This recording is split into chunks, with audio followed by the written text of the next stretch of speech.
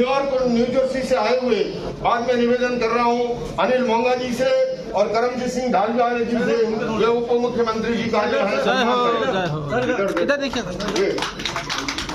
इन्हें काम करना आता है, फोटो खिंचाना आता ही नहीं। आइए दोनों फटाफट। ये न्यूयॉर्क न्यू जर्सी से मेरे फाउंडर वहाँ के यूएसए के हैं, प्रेसिडेंट और चेयरमैन। हाँ जी सर, एक बार देखिएगा जी। जय हो। इधर सर, इधर सर। मैं अहिंसा विश्व भारती का एक ऐसा वैचारिक स्तंभ और इन वर्षों में जब से भाई विजय दर्रा जी से परिचय हुआ है और उन्होंने जिस तरह से मेरा उत्साहवर्धन किया है, जिस तरह से मेरे कार्यों के साथ में वो खड़े हैं बेबाकी के साथ, मैं निवेदन करूंगा कि वो अहिंसा विश्व भारती संस्था की ओर से माननीय राज्यपाल श्री आरिफ मोहम्मद खान साहब का शाहजहांपन के द्वारा स्वागत करें और उनको प्रतीक चिन्ह के द्वारा उनका अभिनंदन करें।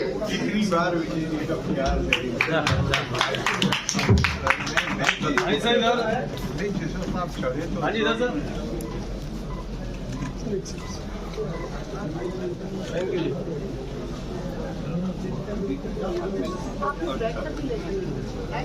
अब मैं निवेदन कर रहा हूं माननीय उप मुख्यमंत्री भाई केशव प्रसाद मौर्य जी से कि वो इस अवसर पर अपने ओजस्वी विचारों के द्वारा हमें लाभान्वित करें। भाई केशव प्रसाद। सर्वप्रथम तो विश्व शांति केंद्र सर लीजिए, बैठिए सर। उद्घाटन अवसर पर पूज्य आचार्य लोकेश मुनि जी को चरण छू करके मैं प्रणाम करता हूं। तो उन्होंने एक बहुत ऐतिहासिक, बहुत बड़ा काम किया है, तो उनका अभिनंदन करता हूं। अपनी ओर से भी करता हूं, उत्तर प्रदेश के 25 करोड़ जनता जनार्दन की ओर से भी करता हूं। हमारे उत्तर बिहार के सम्मानित राज्यपाल आरिफ मोहम्मद खान साहब को आप सब जैसे बहुत जगह सुनते भी होंगे, देखते भी होंगे, और उनकी सदा सक्रिय भूमिका रही है, चाहे वो राजभवन में रहे हों चाहे संसद भवन में रहे। मैं उनका भी बहुत स्वागत करता हूं। हमारे मंच पर बहुत हमारे पूज्य आचार्यगण बैठे हैं। जैसा आचार्य लोकेश मुनि जी का आदेश है कि बहुत लंबा विस्तृत भाषण करने की जगह संक्षेप में ही वह बातें कही जाएं, जिससे यह कार्यक्रम भी समय से पूरा हो सके और लंबा समय कोई वक्ता ना ले। तो मैं सभी मंच पर विराजमान पूज्य आचार्यगणों का, अलग अलग क्षेत्रों में सब कार्य करने वाले, मैं सबका स्वागत और अभिनंदन करते हुए आज का यह कार्यक्रम, अगर मैं कहूं कि जब कोई कथा शुरू होती है तो या समापन होता है तो उस समय क्या बोला जाता है? धर्म की जय हो, जय हो, अधर्म का नाश हो, प्राणियों में और विश्व का कल्याण हो। वही काम पूज्य आचार्य लोकेश मुनि जी। मैं सौभाग्यशाली समझता हूं, मेरे यहाँ भी उत्तर प्रदेश में विधानसभा का सत्र चल रहा है, लेकिन पूज्य लोकेश मुनि जी महाराज की आज्ञा हुई तो मैंने कहा मैं चाहे थोड़ी देर के लिए ही पहुंचूंगा जरूर, और आप सब जैसा होगा। अभी प्रयागराज में महाकुंभ का समापन हो गया है 26 तारीख को। आप में से अनेक लोग गए होंगे, पूज्य आचार्यगण तो गए ही हैं। पूज्य आचार्य लोकेश मुनि जी महाराज जी ने भी कृपा पूर्वक सेवा का अवसर दिया था। तो वह महाकुंभ का जो भव्य और दिव्य आयोजन था, अद्भुत और अलौकिक आयोजन था, उसका बहुत अच्छे तरीके से समापन हो गया है। वह विश्व के जितने भी कोई इस प्रकार से धार्मिक आयोजन होते होंगे, उसमें सबसे बड़ा समागम वाला अगर कोई आयोजन है तो वह प्रयागराज का महाकुंभ है। इसीलिए देश के प्रधानमंत्री माननीय श्री नरेंद्र मोदी जी ने कहा था, ये राष्ट्रीय एकता का महायज्ञ है, और महाकुंभ तो भारत की आत्मा है।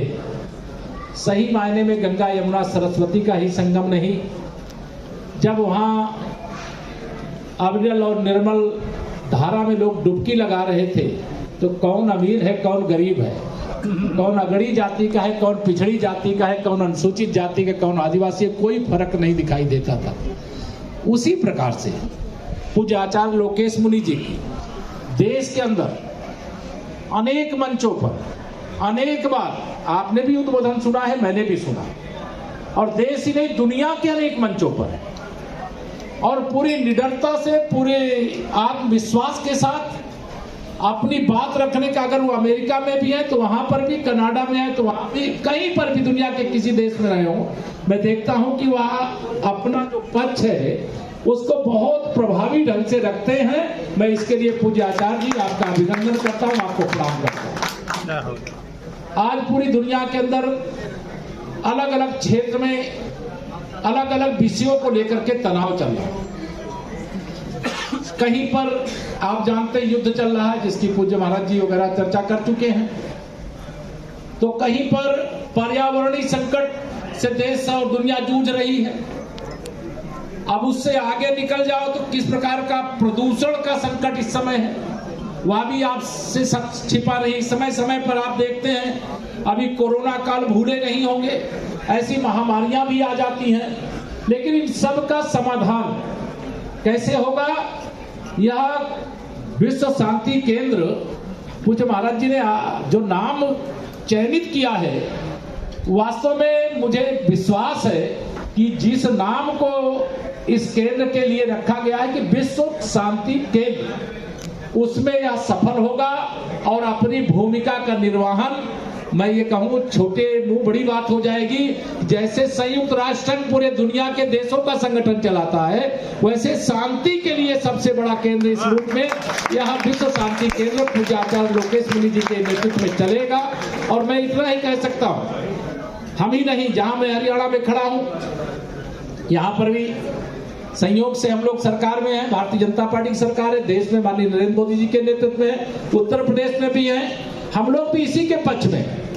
शांति से बड़ा और कोई काम नहीं हो सकता।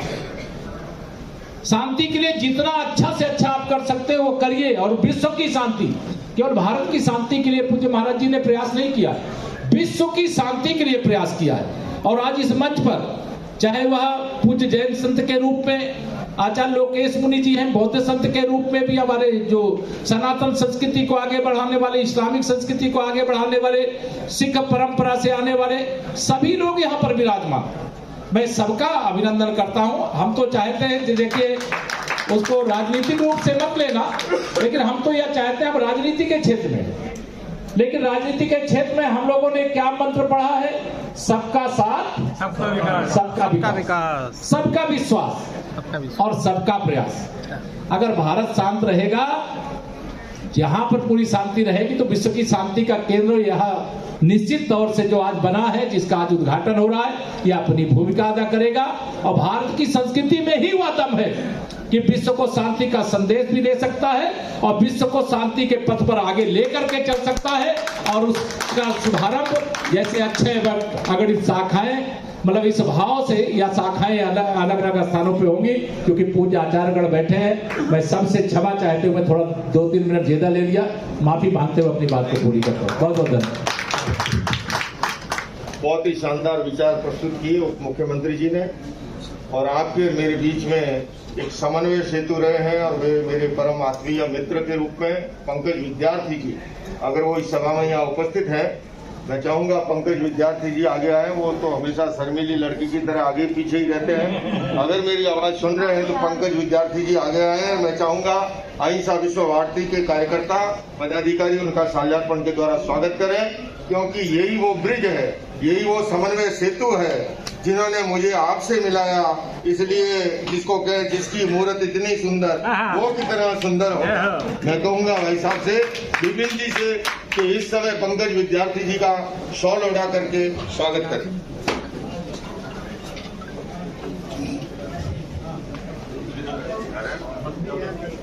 आ गया स्वामी जी इधर देखिए, अब मैं माननीय राज्यपाल जी को निवेदन करूं, उससे पूर्व न्यूयॉर्क से हमारे आए हुए मुकेश मोदी जी, मैं कहूंगा बहुत जल्दी में फटाफट आगे आए मुकेश मोदी जी, जिन्होंने न्यूयॉर्क में बैठे बैठे ये अलग जगाई विश्व शांति केंद्र के लिए इस अवसर पर। और हमारे समाज के भामाशाह आनंद प्रकाश जी जैन के सुपुत्र बीके जैन जी अगर है तो आगे की और आगे बढ़े। मुकेश मोदी जी फटाफट थोड़ा जल्दी करो।